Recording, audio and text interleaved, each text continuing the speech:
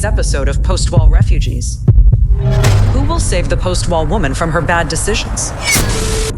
Hi, I'm Katie, 36, live with my parents, no kids, not married, and You're still a failure. I've been in quite a few. Well. Right back at you.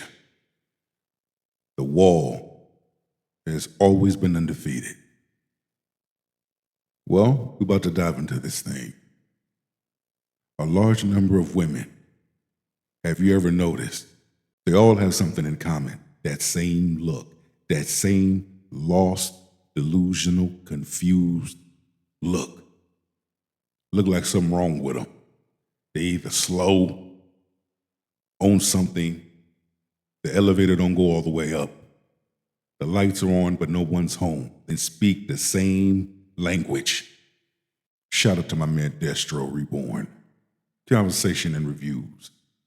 Grab your shoulder pads and your helmet, and let's get to fucking work. Struggled with mental health, addiction, and I don't need no man. I'm still struggling today. Men over 30 seem to be settling into single life just fine, maybe even enjoying it. But for some post-wall women, As good as she look, as good as she looks,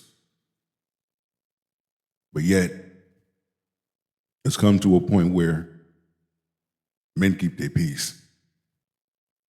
But this time around, men are using wisdom. Men are using discernment. Men have read the room. Men have understood the assignment. Modern women have not understood the assignment.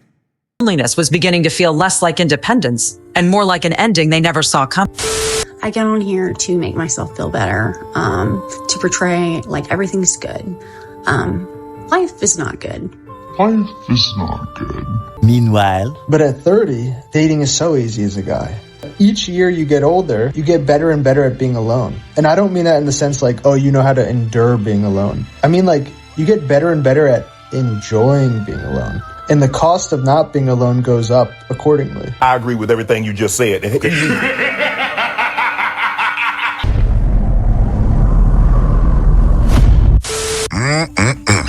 I'm telling you right now, they are not ready for this conversation.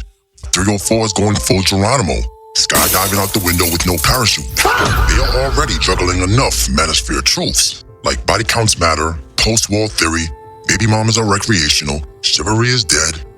And not only that, they're going haywire. How come men are not simping? How come men are not approaching? How come men are not asking out on dates? How come men are not paying for anything? Men have picked up their shoulder pads and their helmet, and they've walked on.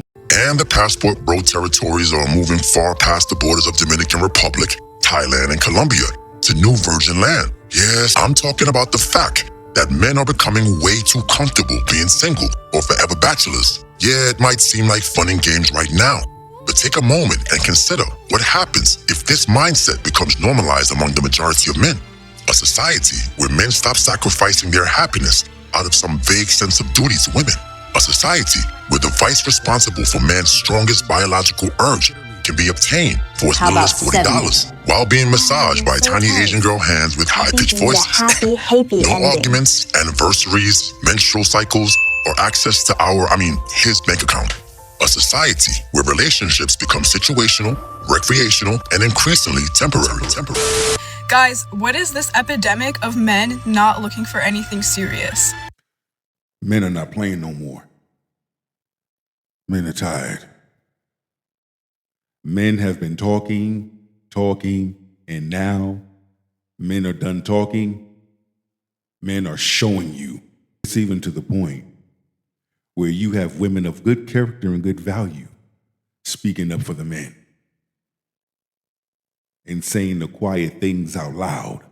Having a conversation with the elephant in the room. Use your fingers, use your rolls, use your dildos, because men are done. Then what are you looking for to play with someone's emotions? That woman is going to get emotionally invested in you. You cannot sleep with someone casually. You cannot be involved with someone casually. That is a lie you are telling yourself. just to make yourself feel better about your own indecisiveness. If you're not ready for something serious, then don't get involved with anybody at all. This has got to stop. It's gotta stop. A society where the ring and happy ending disappear, replaced by low hourly compensation for temporary situationship duties. I have a problem, or are men on Hinge and Raya just looking to be in another situationship? After the play was over, unsportsmanlike conduct. What the fuck is wrong with her damn lips? Especially the bottom lip.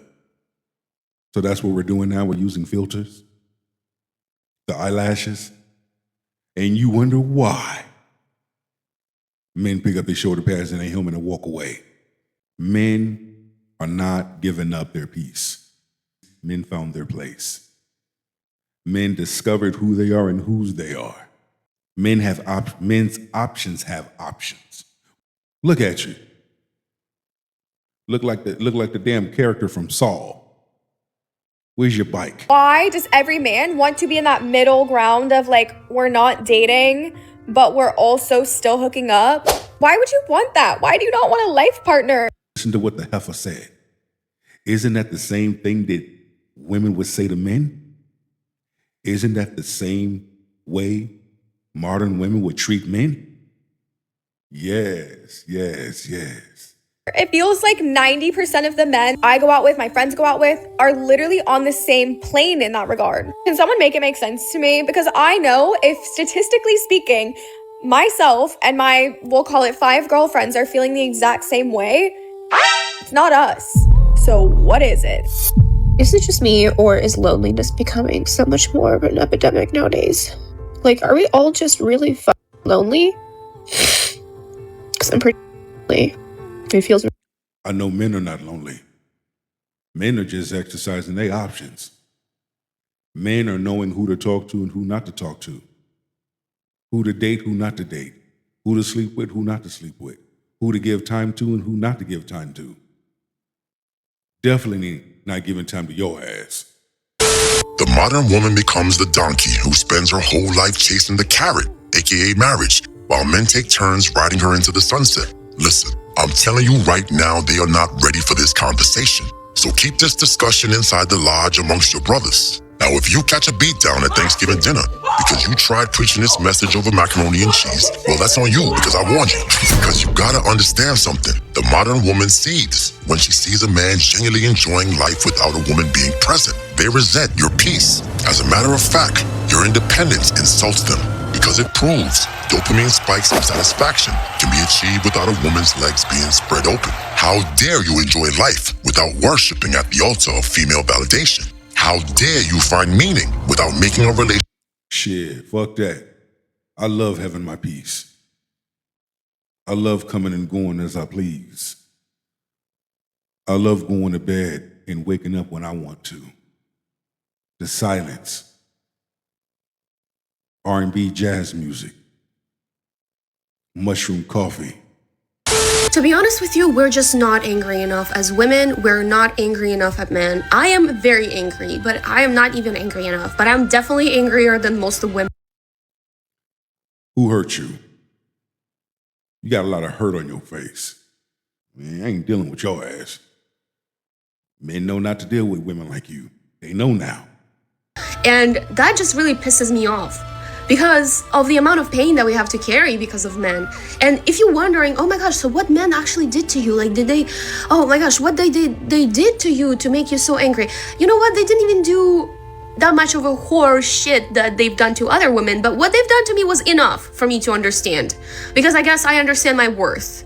And I understand that no human being is allowed to treat me the way men treat me. Why did you allow a man to treat you that way? Why did you allow yourself to be put in a position? See, modern women don't want to take accountability, don't want to look at themselves. Men treat me worse than Pikmishas. Pikmishas, yeah, well, you know, they're playing by the book of patriarchy. They're shitting on other women, but they're doing it because they secretly hate themselves. Men are pure evil. Fuck you mean? Basically lying all their life. They're wearing a mask all their life, and they're actually not decent humans at all. They're not decent. But what about the mask that modern women wear? What about the facade that modern women keep up with? Okay, nobody want to talk about that part, right? You were supposed to be miserable. You were supposed to crawl back. You were supposed to become so desperate for companionship that you would accept any conditions, any high mileage. You were supposed to be thirsty. Baby, please, baby, please. Please take me back. Please, I'll do anything. I'll do anything, baby, please. She did not expect for you to say, I bet I'm gone. Shoulder pads, helmet, and the damn bear. Gone. She didn't expect for you to choose peace. Any high calorie ran through single mother they placed in front of you. You're not as young as these other ones coming in. What's going on with you? How old are you? 57. Yeah. It was a good time? What are you doing out there at the EDC? You having a good time? Young, I was. Making you feel young? Don't feel young anymore. You ever done the EDC before? This is your first time going out there? Where are you from, here? LA? So did you enjoy it until today? I don't know. I haven't. Granny wanted to get her back cracked. She got some nice cans, but she trying to get her back cracked by a youngin'. Hey, I ain't mad at her. Enjoyed yesterday, yes. Yeah. I think they're going to change out her top and give her a new top. Can't have the bedazzling inside the gel. I saw this crazy statistic that by 2030, 45% of women will be single and childless. So it occurred to me, which way is this going to go? Like, either there's going to be more lesbian women out there. What I try to say? Lesbian. Maybe we're just going to start accepting polygamy as the new norm. And we're going to do 2 to 1. So 2 women, 1 guy, because obviously there's apparently not enough guys to go around. So Modern women feared the message of MGTOW like it was the Antichrist. But look, the society slowly forming in front of them may be far worse. Their choices may eventually come down to 2 men. The monk who wants absolutely nothing to do with them, or the cold, indifferent stormtrooper who only deals with women for betation without representation. But both roads lead to the same gruesome fatality. Look, I'm trying to tell you, bro, they are not ready for this red pill. The the selfless man is all but dead. Only bachelors, mercenaries, and berserkers remain. For example, At 30 years old, I'm less interested in a relationship than I was at 25. And I know I see these memes and whatever, these pages where girls joke about how guys are like balding and they're saying that they're not ready to commit. It's like, you're running out of time. I'm being that guy right now, but I'm just going to walk you through like how it actually feels in my head. For me, when I was younger, I was very interested in a relationship. I didn't realize this at the time, but part of the reason I was very interested in a relationship was because dating at 24 in New York City is so gruesome. For a guy, it's gruesome. You are bottom of the totem pole. You're competing with 30-year-old finance bros and tech bros and fill in the blank bros. You just get treated like shit. And so I think because of that, you have this feeling that like, oh, if I could just find one good girl, I'd just stick with her to get out of this bullshit. But at 30, dating is so easy as a guy. Being a 30-year-old guy is like being a 22-year-old girl in New York City. When you begin to understand how this world works, you begin to adjust. You begin to take your gold pill and tap into the parts unknown. When you begin to discover self, it is a beautiful thing. Each year you get older, you get better and better at being alone. And I don't mean that in the sense like, oh, you know how to endure being alone. I mean like, you get better and better at enjoying being alone. And the cost of not being alone goes up accordingly. And then you add into this, right? Here's the cherry on top, that because dating is pretty easy, you can get into situationships pretty easily. And situationships offer like 80% of the benefits that a relationship would offer, minus that 20% of closeness, which is totally valuable and real. So I'm not... Yeah, and if you want to pay for it, you can pay for it. At least if you're paying for it, you're guaranteed that you're going to get cheeks. You're going to get something, she's going to get something. Not downplaying that, but because you can get a lot of the benefits without the commitment or the responsibility, Peter Pan syndrome really kicks in at 30 more than it did when I was 25. I would have wifed a girl up at 25. I was, it sounds so bad, but like the temptation to just be an F-boy at 30 years old is overwhelmingly greater than it was when you were like 23, 24, 25, because you really back then, unless you're like the top 5% of guys, you couldn't pull it off. You see, you hear that? Now, what happens when this type of ideology goes mainstream? How will they trick or shame you into marriage? I don't know, maybe a bachelor's tax? Well, believe it or not, some of your congressmen are already talking about it. Or maybe that's why socialism, with a pinch of communism, is suddenly starting to sound fashionable again. Because when men begin to huddle up and have these conversations and share these stories and uplift each other and motivate each other, that right there is a big game changer. Now modern women are scared. They're panicking. They're frustrated. They're pissed. Men are choosing themselves. Men are choosing peace. Ain't nobody fucking with you.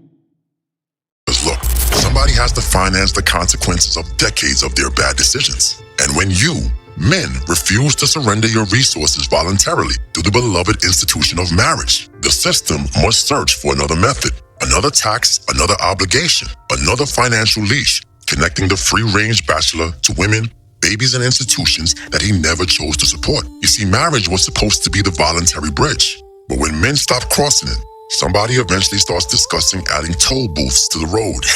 The nerve of Minerva. But hey, that's a subject for another video. I'm here to tell you right now, we don't care. Let me tell you, we don't care.